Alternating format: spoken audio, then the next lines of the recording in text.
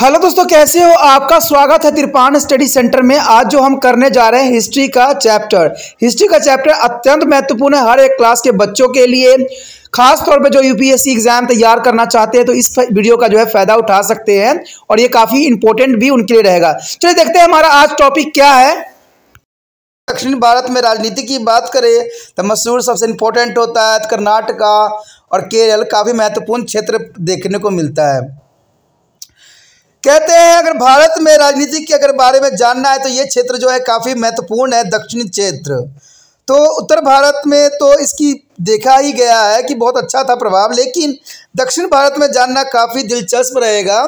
अगर दक्षिणी भारत में राजनीति की हम बात करें तो जिन क्षेत्रों की अभी तक हम चर्चा किए हैं उनसे हटकर जो है दक्षिण भारत का है, यानी दक्षिण भारत का जो है स्टोरी थोड़ी सी हटके है और थोड़ा डिफरेंट है। कहते हैं विभिन्न राजाओं ने इस जो है दौरान अपनी स्थिति को दृढ़ बनाने के लिए जो है सागर बंदरगाहों का उपयोग किया है और इसमें से मुख्य थे त्रावणकोर यानी केरल के मातरवंड वर्मा तथा राम वर्मा, मैसूर के हैदर अली और टिप्पू सुल्तान। तो ये काफ़ी महत्वपूर्ण है कि अगर हम देखें केरल के क्षेत्र में जो है त्रावणकोर यानी मातरवंड वर्मा और राम वर्मा जो थे काफ़ी मशहूर थे और मैसूर के हैदर अली और टिप्पू सुल्तान का अपना ही एक महत्व था अपने क्षेत्र में। इन राजाओं की उपस्थिति जो है उत्कृष्ट रूप से हम जो 18वीं शताब्दी के उत्तरार्ध में या लगभग 1740 के करीब पाते हैं कि ये राजा इस समय जो थे अपना शासन चला रहे थे। इससे पूर्व दक्षिण भारत में मुस्लिम राजाओं का जो था वर्चस्व था, काफ़ी उनकी जो वर्चस्व थी। यहाँ पर वर्चस्व का मतलब होता है प्रभाव, यानी उनका राजस्व हुआ करता था। 1680 तथा जो है 1690 के दौरान या 1700 के पश्चात दूसरी लहर के फलस्वरूप क्षेत्र में कुछ राजा साथ आए और इसमें से बहुत से व्यक्तियों ने खुद को जो है मुगल शासन के अधीन शुल्क अदा करने वाले सरदारों के रूप में खुद को स्थापित कर लिया था। यानी देखा जाए तो मुगल के अधीन अपना शासक चला रहे थे, लेकिन वो जो है मुगलों को शुल्क के रूप में दिया करते थे, यानी पैसे दिया करते थे जो कि उनके अंतर्गत चलाया जाता था। इससे जो है देखा जाए तो इससे कुछ जो है पराक्रमित नवाब थे, जैसे बालघाट के नवाब, उत्तर कर्नाटक जैसे सीरा का अब्दुल रसूल खान। इसमें से कुछ तो राजनीतिक रूप से प्रभावित थे, जैसे निज़ाम उल मुल्क, जैसा अकरेट में जो है सदुल अल्लाह खान। 1740 तक जो है निज़ाम उल मुल्क ने हैदराबाद में अपनी स्थिति को संगठित कर लिया था और वही अकरेट जो है 3 दशक पहले उभर चुका था, जो कि काफ़ी महत्वपूर्ण बात रखती है। यहाँ पर अगर यदि हम बात करें यहाँ पर वंशागत उत्तराधिकारी को स्थापित करते हुए भी इसमें से किसी भी शासक ने पुण्य स्वामित्व का दबाव प्रस्तुत नहीं किया था। यानी वंशागत की बात करें तो पिता का बाद पुत्र जो था राज्य का उत्तराधिकारी बनता था, ठीक है। और इस प्रकार वे स्वयं को ही मुगलों का जो है प्रतिनिधित्व बताकर ही शासन करते थे कि मैं मुगल के ही अधीन कार्य कर रहा हूँ, लेकिन शासन का पूरा भागडोर इनके ही हाथ में हुआ करता था। 1720 में दिल्ली अगर हम देखें दक्षिण भारत की राजनीतिक 3 शक्तियों के बीच जो है मेहराब बनकर उभरी थी। वो थे मराठा, तंजौर तथा अन्य क्षेत्र के जो है निज़ाम तथा आकोट के नवाब। यानी देखा जाए तो ये महत्वपूर्ण थे, यानी 3 मोहरा था, जो मराठा हो गया, निज़ाम हो गया, अखरोट हो गया, जो कि काफ़ी महत्वपूर्ण थे अपने समय काल में।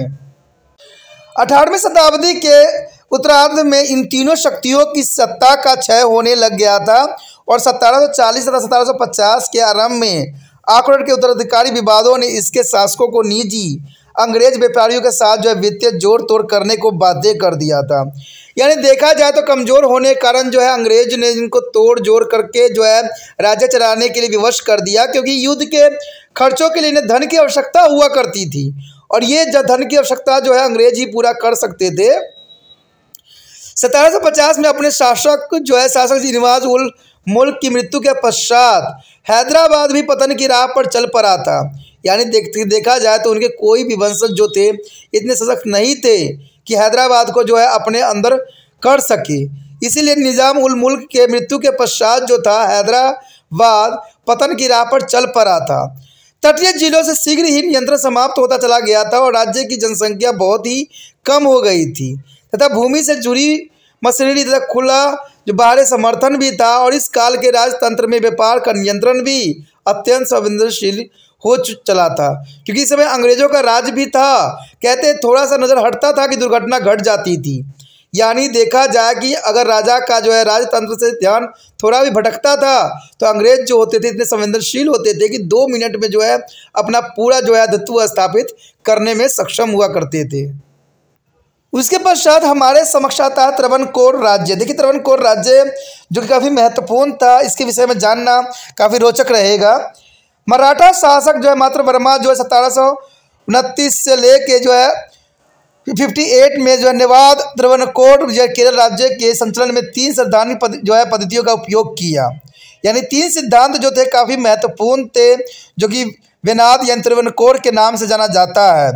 उसमें जो थे राजा ने अपनी वैधता दृढ़ करने के लिए कुछ उपायों का शुरुआत की, जो कि महत्वपूर्ण था।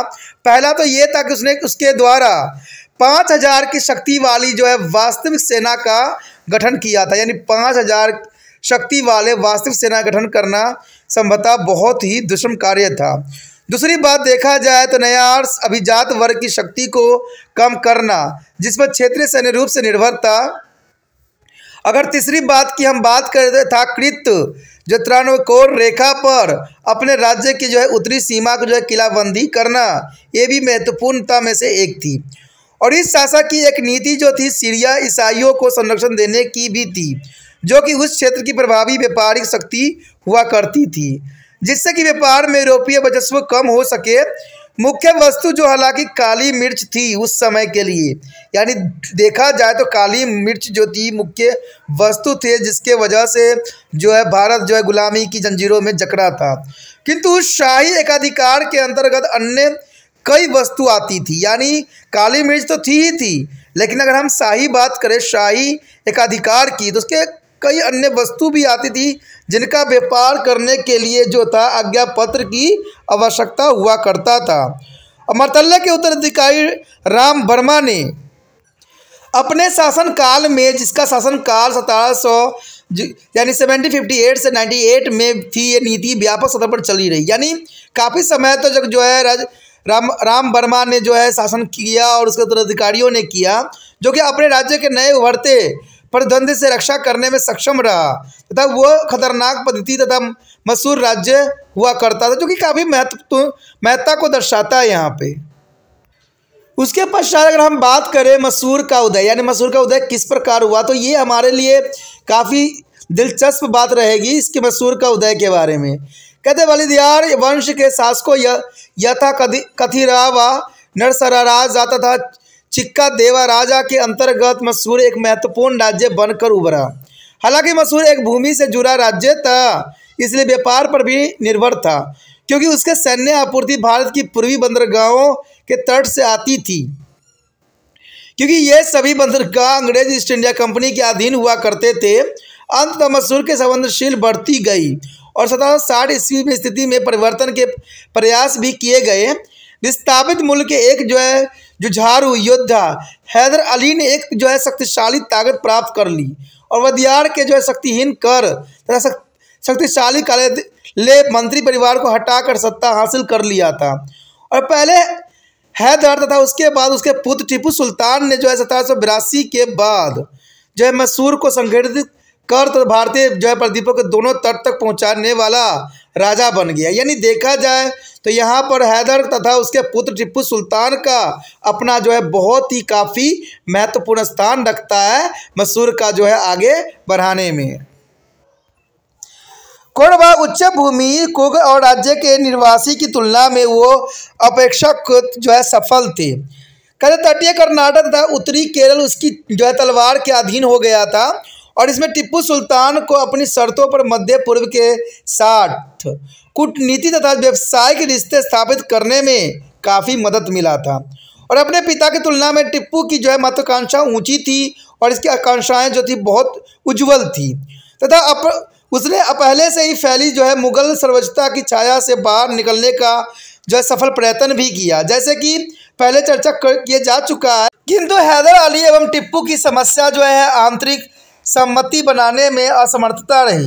यानी देखा जाए तो हैदर अली और टिप्पू की समस्या आपसी में जो है मतभेद थी, असमर्थता रही।